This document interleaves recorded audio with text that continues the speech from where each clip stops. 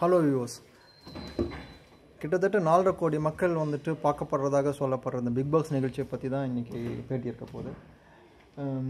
இவர் தான் ஜெகதீஷ். இவர்கிட்ட தான் நம்ம எல்லா கேள்விகளையும் கேட்க போகிறோம். இவங்க வந்துட்டு ஷர்மிளி. இவங்க வந்துட்டு வளர்ந்து வரும் ஒரு சினிமாட்டோகிராஃபர். அப்புறம் வந்துட்டு பார்ட் டைமாக வந்துட்டு ஒர்க் பண்ணிகிட்ருக்காங்க. பட் அவங்களோட பேஷன் எல்லாமே வந்துட்டு சினிமாவுக்கு வரணுன்றதுனால தான். ஸோ எங்களோட எண்ணம் என்னென்னா, நாங்கள் இதில் நிறையா இந்த யூடியூப் சேனலில் வந்து நிறையா பேசி இது நிறையா ஹிட் ஆகி நாங்களும் பிக் பாஸ் நிகழ்ச்சியில் ஒரு செலிபிரிட்டியாக கலந்துக்கலாம். இதுதான் எங்களோட long term plans. So coming back to the questions Jega.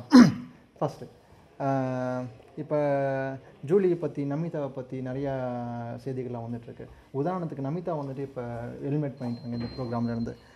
அதனால் நிறைய தமிழ்நாட்டு மக்களுக்கு வந்துட்டு சிலருக்குலாம் நிறைய பேர்த்துக்கு மனசு கஷ்டமாக இருக்குது.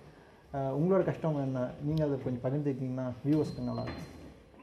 நல்ல கேள்வி. நான் முதல்ல சொல்லிக்க விரும்புகிறது என்னென்னா, இந்த பிக் பாஸ் நிகழ்ச்சியை வந்து மக்கள் பார்க்குறதுக்கு மெயின் காரணமே நமிதா தான்.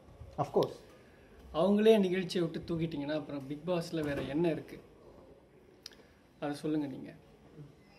அதனால் என்னுடைய கருத்து வந்து என்னென்னா, நமிதாவை பிக் பாஸ்லேருந்து தூக்குனது பெரிய தப்பு. பட் வைல்ட் கார்டில் மறுபடியும் கொண்டு வர சான்ஸ் இருக்குன்னு நினைக்கிறீங்களா நீங்கள்? கொண்டு வரதுக்கு சான்ஸ் இருக்குது, சான்ஸ் இல்லாமலும் போகலாம். வைல்ட் கார்டு வந்து நமக்கு அது சொல்ல முடியாது. பட் கோடான கோடி ரசிகர்கள். நான் சொல்ல வர மெயின் என்னன்னா, எதுக்கு நீங்கள் நமிதாவை தூக்குனீங்க? இது ஒரு ஆக்சுவல் ஒரு நமிதாவோட ஃபேன் இவர், அதனால ரொம்ப கோவப்படுறாரு. நாங்களும் தான் நமிதாவோட ஃபேன். பட் அதனால காயத்ரியை தூக்கியிருக்கலாம், ஜூலியை தூக்கியிருக்கலாம், பட் அந்த வையாபுரியை தூக்கிக்கலாம். அந்த கிளாமர் கோஷன்ட் வந்து நான் பிக் பாஸ் நிகழ்ச்சி தேவைப்படுறதுனால இவங்க மறுபடியும் கொண்டு வந்தால் நல்லாயிருக்கும் நீங்கள் நினைக்கிறீங்க? கண்டிப்பாக. ஷர்மிளி, இதை பற்றி உங்களுக்கு கருத்து? நான் அவங்க சினிமாட்டோகிராஃபர், அதனால் அவங்ககிட்டயும் இந்த கருத்து நீங்கள் கருத்து மட்டும் சொன்னால் போதும். ஷர்மிளி சொல்லுங்க. ஷர்மிளி, பிக் பாஸ் தமிழ்நாடோட ஒரு பிரஜைங்களால இதை கேட்குறோம். பிக் பாஸ் மேலே நிறைய கான்ட்ரவர்ஷியல் இது வந்து கல்ச்சரை வந்து ஸ்பாயில் ஆகுது அப்படின்னு சொல்கிறாங்க. பட் என்னை பொறுத்த வரைக்கும் அது வந்து தட் இஸ் நாட் அது வந்து அவ்வளோவா ப்ராப்ளம் இல்லை. ஏன்னா there are some good things இந்த ப்ரோக்ராமில். பேசிக்லி நம்ம அதுலேருந்து கற்றுக்கிற வேண்டியது நிறைய இருக்குது.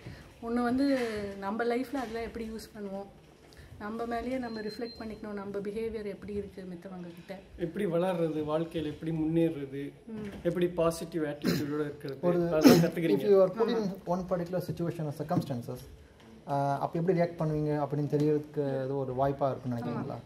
டெஃபினெட்லி இந்த காலத்தில் அது ரொம்பவே முக்கியம். ஏன்னா நம்மளாம் ரொம்ப ஐசோலேட்டடாக அப்ராடில் லிவ் பண்ணமோல நம்மளுக்கு அவ்வளோவா இந்த ஜாயிண்ட் ஃபேமிலி சிஸ்டம்லாம் we are not used to it. So இந்த மாதிரி ஒரு ப்ரோக்ராமில் நம்மளுக்கு வி அட்லீஸ்ட் லேர்ன் ஓகே நம்ம எப்படி பிஹேவ் பண்ணோம், எப்படி பிஹேவ் பண்ணக்கூடாது, மித்தவங்க இருக்கிறச்ச ஹவு மச் ஆஃப் ஸ்பேஸ் நம்ம கொடுக்கணும், எடுத்துக்கணும், எவ்வளோ அந்த மாதிரி பிஹேவியரல் திங்ஸ் நிறைய லேர்ன் பண்ண இருக்குது.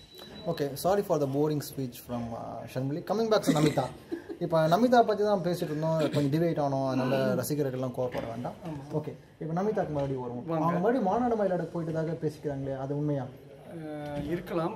ஏன்னா மாநாடு மயிலாடு வந்து அவங்களோட ஃபேவரட் ப்ரோக்ராம்னு முன்னாடி சொல்லியிருக்காங்க.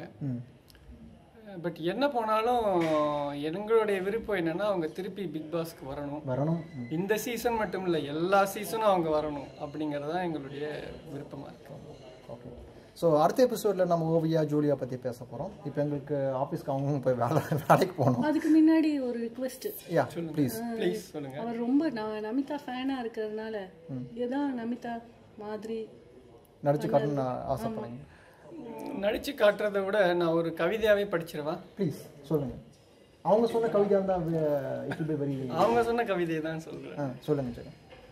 என்னன்னா, அவங்களுடைய ஒரு தினசரி அன்றாட நிகழ்ச்சியை வந்து அவங்களே ஒரு கவிதையை எழுதியிருக்காங்க. சொல்லுங்க. இப்படிதான் அது ஆரம்பிக்குது. காலையில எழும்புது, காஃபி குடிக்குது, வேலைக்கு போகுது, வீட்டுக்கு வருது, குட் நைட் மச்சான்ஸ் அப்படின்னு சொல்லி அவங்க எழுதியிருக்காங்க.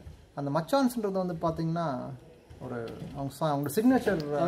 அது எப்பவுமே அவங்க அப்படிதான் சொல்லுவாங்க. அது நிறைய பேர் மக்கள் வந்து தப்பா நினைக்கிறாங்க. அவங்க தமிழக மக்கள் நம்ம மனசில் இருக்கிறதுக்கான இது மச்சான்ஸ் தான் நினைக்கிறேன். Okay guys, signing off. We'll meet again tomorrow. It's bye from Senthil, Jaga and Sharmili. Bye bye.